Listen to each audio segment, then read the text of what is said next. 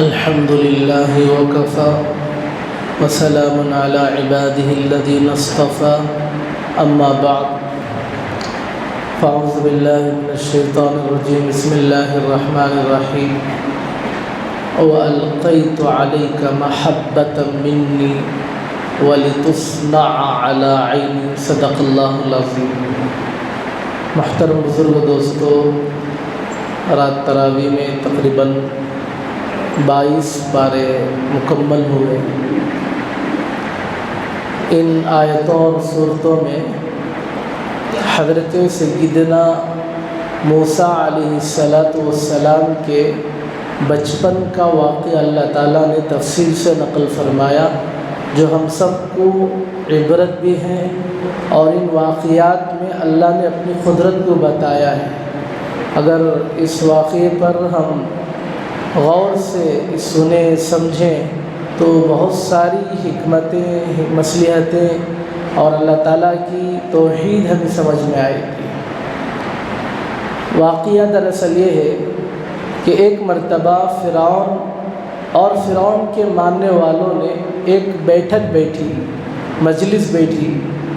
اس میں ایک بات چلی کہ اللہ تعالیٰ نے حضرت ابراہیم علیہ السلام سے وعدہ کیا تھا کہ اے ابراہیم، ہم تمہاری نسل میں بادشاہوں کو اور نبیوں کو پیدا کریں گے۔ تو فرعون نے کہا کہ کیا ایسا ہوگا؟ یہ تو ابراہیم علیہ السلام نے پہلے بات کہی دی تھی۔ وہ نسل چلتے چلتے بنی اسرائیل کو وہ نسل آئی، تو فرعون کے ماننے والوں نے کہا کہ اس نسل میں حضرت یعقوب علیہ السلام، حضرت یوسف علیہ السلام، حضرت اسحاق علیہ السلام، یہ سب انتقال کر گئے، اب کوئی نبی نہیں ہے، ہو سکتا ہے اب نبی پیدا ہو جائے۔ جیسے ہی یہ بات سامنے آئی تو فرعون کو یہ فکر لاحق ہوئی، اگر اس زمانے میں کوئی نبی پیدا ہو گیا تو پھر میری بادشاہ چلی جائے گی، کیونکہ وہ نبی آ کر اللہ کی طرف بلائیں گے، اور میں یہاں خود اپنے آپ کو اللہ کہہ رہا ہوں۔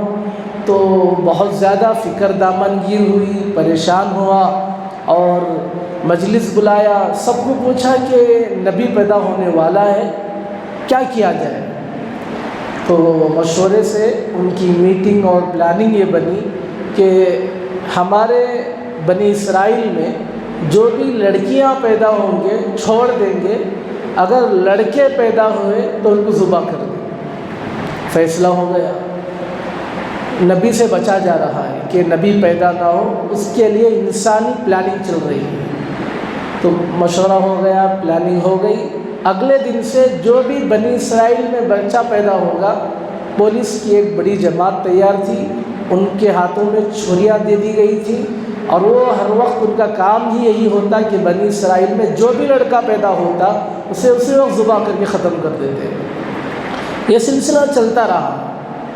تو پھر درمیان میں بات آئی کہ اگر ہم نوجوانوں کو، اگر یہ بچوں کو یوں ہی ختم کر دے تو پھر آئندہ بنی اسرائیل میں کوئی نوجوان نہیں ملے گا، کوئی بوڑھا نہیں ملے گا، کوئی مرد نہیں رہے گا، تو پھر اس ملک کو کیسے کنٹرول میں لایا جا سکے؟ تو کیا کرنا چاہیے؟ تو پھر ایک بیٹھک بیٹھی، پلاننگ ہوئی، مشورہ ہوا۔ اس میں یہ طے پایا ایک کام کرتے ہیں کہ 1 سال کے بچوں کو ذبح کریں گے، 1 سال کے بچوں کو چھوڑ دیں گے، پھر 1 سال کے بچوں کو ذبح کریں گے، پھر 1 سال کے بچوں کو چھوڑ دیں گے۔ اس میں اتنا تو ہوگا کہ مردابہ پیدا ہوں گے، زیادہ میجارٹی نہیں ہوگی، کثرت نہیں ہوگی، کم رہیں گے، اگر کوئی پیدا بھی ہوا تو ہم اس کو نمٹا لیں گے۔ تو سب کو بات سمجھ میں آئی کہ 1 سال پیدا ہوں گے تو ان کو باقی رکھا جائے گا، دوسرے سال جتنے بچے پیدا ہوں گے ان کو ختم کر دیا جائے گا۔ یہ بل پاس ہو گئی، اور اگلے سال سے ایسا کیا گیا کہ مکمل قتل کرنے کے بجائے 1 سال کا گیپ دینا شروع کیا۔ اس ملک میں حضرت سیدنا موسیٰ علیہ السلام کی ماں، ابھی موسیٰ تو پیدا نہیں ہوئے تھے لیکن ان کے پیٹ سے پیدا ہونا تھا، تو ان کو حمل ٹھہرا اور بچہ پیدا ہوا۔ وہ اس سال پیدا ہوا جس سال قتل کا ارادہ نہیں تھا، اس سال بچوں کو ذبح نہیں کرتے تھے، تو وہ جو بچہ پیدا ہوا وہ حضرت ہارون علیہ السلام۔ یہ بات سمجھ لیں کہ حضرت موسیٰ اور ان کے بھائی حضرت ہارون یہ دونوں سگے بھائی ہیں۔ حضرت ہارون بڑے بھائی ہیں، حضرت موسیٰ چھوٹے بھائی ہیں۔ تو جب حضرت ہارون پیدا ہوئے تو کوئی خطرہ نہیں تھا، اس لیے کہ اس سال بچوں کو ذبح نہیں کرتے تھے، تو ان کے لیے کوئی خطرہ نہیں تھا۔ اگلے سال جب حضرت موسیٰ علیہ السلام کو پیدا ہونا تھا تو اس وقت وہ سال ایسا تھا جس دن ذبح کیا جائے، تو ماں کو غم لاحق ہوا کہ میرا ایک اور بچہ پیدا ہو رہا ہے، اور یہ سال وہ ہے جس میں بچوں کو ذبح کیا جاتا ہے، اب میرے بچے کا کیا ہوگا۔ جیسے ہی ولادت ہوئی ان کا نام ان کی ماں نے موسیٰ رکھا۔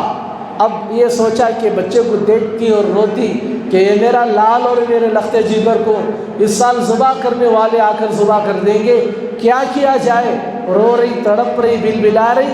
اللہ نے اتنے میں ان کے دل میں ایک بات القاء کیا کیا کہ اللہ نے کہا کہ اللہ تخافی ولا تحزنی انا راد۔ اللہ نے کہا کہ تم غم نہ کرو، تم دکھ نہ کرو، میں جس بات کو تمہارے دل میں ڈال رہا ہوں اس پر عمل کرو۔ کہا کیا ہے؟ کہا کہ ایک تابوت لاؤ، ایک صندوق، ایک تابوت، اس میں موسیٰ کو رکھ دو اور اس کو اچھی طرح باندھ دو اور اس کو تم دریائے نیل کے حوالے کر دو۔ ماں نے کہا کہ پھر اس کی حفاظت؟ اللہ نے کہا اس کی حفاظت ہم کریں گے، تم پریشان نہ ہونا، اس بچے کو تم تابوت میں رکھ کر دریائے نیل کے حوالے کر دو۔ اور کہا کہ موسیٰ کی ماں سنو، ہم اس بچے کو عافیت کے ساتھ تمہارے پاس لوٹائیں گے۔ بظاہر لگ رہا ہے بچے کو جدا کر رہے ہیں، بظاہر لگ رہا ہے کہ بچے کو سمندر میں ڈال رہے ہیں، اور اللہ کا وعدہ ہے کہ ہم عزت کے ساتھ تمہارے پاس لے آئیں گے، تم اللہ کے بھروسے پر سمندر میں ڈال دو۔ تو وہ بھی تو نبی کی ماں تھی، ہمت کیا، بھروسہ کیا اور اس کو تابوت میں لپٹ کر دریائے نیل کے حوالے کر دیا۔ اتنے میں شیطان تھا ہی وسوسہ ڈالنے والا، وہ آ کر اس کے ماں کے دل میں وسوسہ ڈالا، تم بھی تو بیوقوف ہو، تم اپنے بچے کو سامنے ہوتا مارتا تو بھی بچے کو اپنے سامنے مارتا، تم نے ان کے حوالے کر دیا، اب پتہ نہیں وہ بچہ کہاں جائے گا، کیا ہوگا، اس طرح کے وساوس ڈالنا شروع کیا۔ بہرحال ادھر ماں تھوڑی بے قرار ہونا شروع ہوئی، وہ تابوت دریائے نیل میں چلتے چلتے چلتے چلتے فرعون کا جہاں گھر ہے اس گھر کے سامنے وہ نہر جاتی ہے، وہاں پر ایک بہت بڑا چٹان ہے جہاں پر فرعون کی باندیاں کپڑے دھونے وغیرہ کے لیے وہاں آتی ہیں، تو وہاں وہ تھی، وہ تابوت چلتے چلتے ان باندیوں کے پاس چلا گیا۔ باندھا ہوا تھا تو انہوں نے اٹھایا تو وزندار تھا، انہوں نے کھولنا چاہا لیکن نہیں کھولا، اگر ہم کھولیں اس میں دولت ہے، اور لے جا کر پیش کیا تو فرعون کی بیوی یہ سمجھ لیں کہ تم نے کچھ پیسے اٹھا لیے، ہمارے اوپر خامخواہ شک ہوگا، اس لیے جیسا ہے ویسے لے جا کے پیش کر دیں گے تاکہ اس کے اندر جو دولت اور مال ہے وہ ان کو مل جائے، ہمارے اوپر بدگمانی نہ ہو۔ وہ تابوت اٹھایا اور فرعون کے گھر، ذرا غور کریں کہ فرعون پورا پلان بنا رہا ہے پورے بنی اسرائیل کے بچوں کو قتل کرنے کے لیے، اللہ نظام بنا رہے کہ اس بچے کو اس کے گھر کو بھیج رہے ہیں۔ اب ہمیں کیا معلوم ہوتا ہے کہ بھئی اب اس کے گھر جا رہا ہے تو کیا ہوگا، ختم ہو جائے گا، قتل ہو جائے گا۔ اللہ کا نظام دیکھیے کہ اللہ تعالیٰ نے اس بچے کو جو تابوت تھا لے جا کر فرعون کے گھر میں رکھا گیا، فرعون کی بیوی نے کھولا، وَأَلْقَيْتُ عَلَيْكَ مَحَبَّةً مِّنِّي وَلِتُصْنَعَ عَلَىٰ عَيْنِي۔ اللہ تعالیٰ نے قرآن میں عجیب نقشہ کھینچا ہے، ہم نے فرعون کے بیوی کے دل میں اس بچے کی محبت ڈال دیا۔ جیسے ہی تابوت کھولا، خوبصورت پیارا سا بچہ، چاند کا ٹکڑا ہے، جیسے ہی فرعون کی بیوی نے دیکھا عجیب محبت پیدا ہو گئی، اور فرعون کی بیوی نے کہا ایسے بچے کو میں نے اپنی زندگی میں نہیں دیکھا، ایسے نورانی چہرے والے کو نہیں دیکھا، اور ایسے ہیرے کو میں نے نہیں دیکھا۔ بلبلا گئی، تڑپ گئی، سینے سے لگایا، خوش ہو گئی اور اس کو اپنے پاس رکھی۔ اتنے میں یہ رپورٹ باہر پولیس والوں کو مل گئی کہ فرعون کے گھر ایک بچہ آیا ہے اور وہ اس سال پیدا ہوا ہے، ذبح کرنا ہے، فوراً چھریاں لے کر آ گئے۔ تو یہ حضرت موسیٰ علیہ السلام کے آزمائش کا وقت تھا، کئی آزمائشوں سے گزرے تھے، تو اس میں یہ بھی ایک آزمائش تھی کہ موت اوپر منڈلا رہی تھی۔ پہلی آزمائش وہاں تھی جب ماں نے دریا میں ڈالا، اور دوسری آزمائش وہ آئی جب فرعون کی بیوی کے پاس آ گیا، فرعون کے گھر میں آ گیا، اور قتل کرنے والے پولیس والے بھی وہاں پر آ گئے۔ تو بیوی نے کہا رکو، یہ بچہ مجھے بہت پسند ہے، میں بادشاہ جو فرعون ہے اس کو میں بات کر لوں گی، اگر وہ اجازت دے دے تو میں اپنے پاس رکھ لوں گی، اگر اجازت نہ دے تو میں تمہارے حوالے کر دوں گی، تم قتل کر دو۔ تو فرعون کی بیوی نے لے جا کر فرعون کو دکھایا کہ یہ بہت اچھا لڑکا ہے، مجھے بہت پسند آ رہا ہے، تم اس کو قتل نہ کرو، اور ہو سکتا ہے قرۃ عین لی ولک، تاکہ یہ بچہ میرے اور تمہارے لیے آنکھوں کا ٹھنڈک بن جائے، سکون کا ذریعہ بن جائے۔ فرعون نے کہا کہ یہ بچہ تیرے لیے تو آنکھوں کا ٹھنڈک بن جائے، مجھے اس کی کیا ضرورت ہے؟ اللہ اکبر۔ حضرت ابن عباس رضی اللہ عنہ راوی ہیں، فرماتے ہیں اللہ کے نبی نے فرمایا اللہ کی قسم اگر فرعون اس وقت یہ کہتا تیرے لیے بھی آنکھوں کی ٹھنڈک اور میرے لیے بھی آنکھوں کی ٹھنڈک، یہ کہہ دیتا تو اللہ اسے بھی ہدایت دے دیتا، لیکن اس نے کہا تیرے لیے آنکھوں کی ٹھنڈک ہے، میرے لیے کوئی ٹھنڈک نہیں ہے، تو اللہ نے فرعون کی بیوی کو ہدایت دے دیا۔ اگر وہ یہ کہتا کہ میرے بھی لیے آنکھوں کی ٹھنڈک ہے تو اللہ تعالیٰ اسے بھی ہدایت دیتا، لیکن اس نے نہیں کہا۔ تو بہرحال بیوی کی بات میں اس نے اجازت دے دی کہ اس کو قتل نہ کیا جائے، اس کو تم اپنے پاس رکھو۔ اس بچے کو بیوی نے بڑے اہتمام کے ساتھ رکھا۔ اب مسئلہ یہ تھا کہ اس بچے کو دودھ کیسے پلایا جائے، دودھ کون پلایا جائے؟ جب یہ تو پہلے بھی رواج تھا کہ دودھ پلانے والی کچھ مخصوص عورتیں ہوتی، وہ آ کر دودھ پلاتی، تو اس بچے کو جس عورت کے بھی حوالے کرتے بچہ دودھ پینے کو تیار نہیں۔ فرعون بھی پریشان ہوگی، بچہ اتنا پیارا ہے اور بھوکا ہے، اس کو کوئی دودھ پلانے کے لیے تیار نہیں ہے، پریشان ہوئی۔ ادھر ماں بے قرار ہے کہ میرا بچہ کیا ہوا، میں نے تابوت میں ڈال دیا، سمندر کے حوالے کر دیا، کہاں گیا، کیا ہوا پتہ نہیں۔ تو حضرت موسیٰ کی ایک بہن تھی، تو اس ماں نے اپنی بیٹی کو کہا جاؤ خبر لے کے آؤ کہ آخر وہ بچے کا حال کیا ہے۔ تو انہوں نے خبر لیتے لیتے لیتے معلوم ہوا کہ اس وقت فرعون کی باندیاں تلاش کر رہی ہیں کون دودھ پلائے گی تاکہ بچہ دودھ پی لے، تم بھی جا کر دودھ پلانے والی عورتوں میں شامل ہو جاؤ، تمہارا تقرر ہو جائے گا۔ تو اتنے میں موسیٰ کی ماں ان دودھ پلانے والی عورتوں کی جو جماعتیں ہوتی ہیں اس میں گئی، تو موسیٰ علیہ السلام نے کسی کا دودھ نہیں پیا، تو وہاں پر صرف حضرت موسیٰ کی ماں بھی آ گئی تھی۔ ان لوگوں کو نہیں معلوم تھا کہ ماں یہ ہے، ماں کو معلوم تھا، خدا کو معلوم تھا کہ یہ بیٹا انہی کا ہے۔ جیسے ہی ان عورت نے ماں نے بچے کو اٹھایا فوراً دودھ پینا شروع کر دیا۔ فرعون کی بیوی خوش ہو گئی کہ اس کو دودھ پلانے والی عورت مل گئی تاکہ یہ بچہ میرا صحیح معنی میں جینے والا بن جائے۔ تو ماں کو بھی خوشی ہو گئی کہ میرا لخت جگر میرے سینے سے لگ گیا، اللہ نے کیسے نظام بنایا۔ فرعون کے گھر میں بیٹھ کر حضرت موسیٰ علیہ السلام کو دودھ پلانا شروع کیا، جہاں پر پورے باہر ملک میں بچوں کو ذبح ہو رہا ہے، اور موسیٰ بھی اس زمانے میں پیدا ہوئے جس سال بچوں کو ذبح ہوتا ہے۔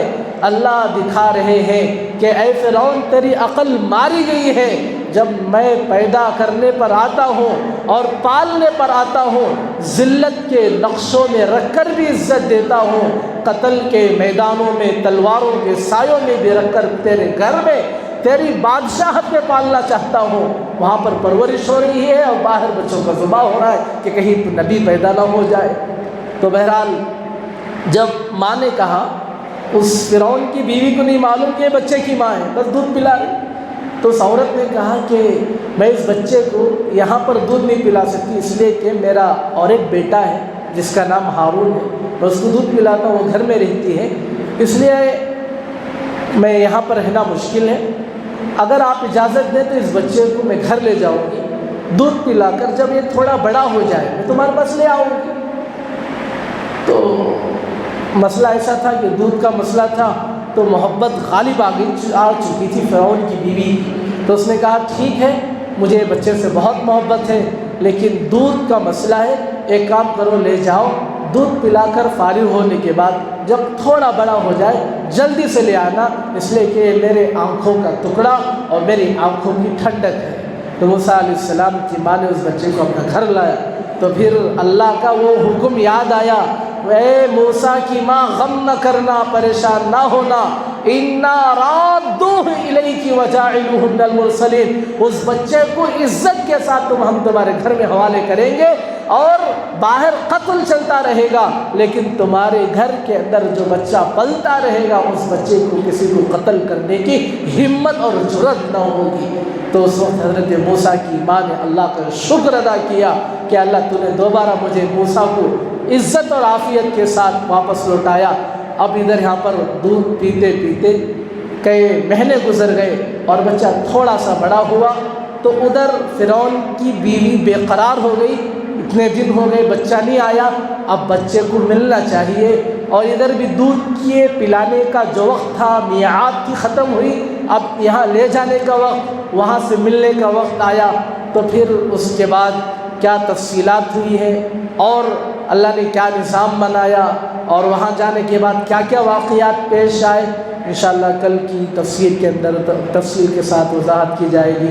بس دعا کریں اور یہ سمجھیں کہ اللہ تعالیٰ عزت کے نقشوں میں رکھ کر بھی ذلیل کر سکتے ہیں اور ذلت کے نقشوں میں رکھ کر بھی عزت دے سکتے ہیں۔ وَتُعِزُّ مَن تَشَاءُ وَتُذِلُّ مَن تَشَاءُ بِيَدِكَ الْخَيْرُ إِنَّكَ عَلَىٰ كُلِّ شَيْءٍ قَدِيرٌ۔ اس آیت میں اللہ نے فرمایا اللہ تعالیٰ جسے چاہتے ہیں اللہ تعالیٰ عزت عطا فرماتے ہیں، دولت عطا فرماتے ہیں، اور جسے چاہتے ہیں اللہ لیتے ہیں۔ بیدہ الخیر، اللہ ہی کے ہاتھ میں ہر چیز کی چابی ہے۔ انک علی کل شیء قدیر، بے شک اللہ تعالیٰ ہر چیز پر قدرت رکھتے ہیں۔ تو حضرت موسیٰ علیہ السلام کے جو بچپن کا واقعہ بھی شروع ہوا ہے، کل تفصیل سے بات آئے گی۔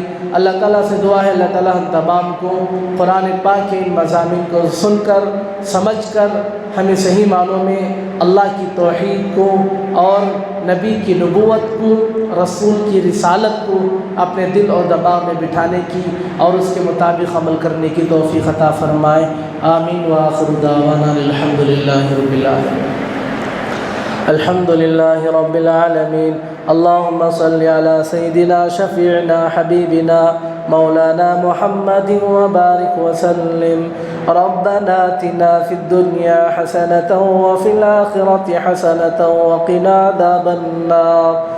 اللهم إنا نسألك الهدى والتقى والعفاف والغنى، اللهم اكفني بحلالك عن حرامك وأغنني بفضلك عمن سواك۔ ربنا تقبل صلاتنا وصيامنا وقيامنا، اللهم زدنا ولا تنقصنا، اللهم أكرمنا ولا تهنا، اللهم آتنا ولا تحرمنا، اللهم لا تسلط علينا بذنوبنا من لا يخافك فينا ولا يرحمنا، اللهم إنا نستغفرك ونتوب إليك، اللهم إنا نستغفرك ونتوب إليك، اللهم إنا نستغفرك ونتوب إليك۔ وصلى الله تعالى وسلم على خير خلقه محمد وآله وصحبه أجمعين برحمتك يا أرحم الراحمين، والحمد لله رب العالمين۔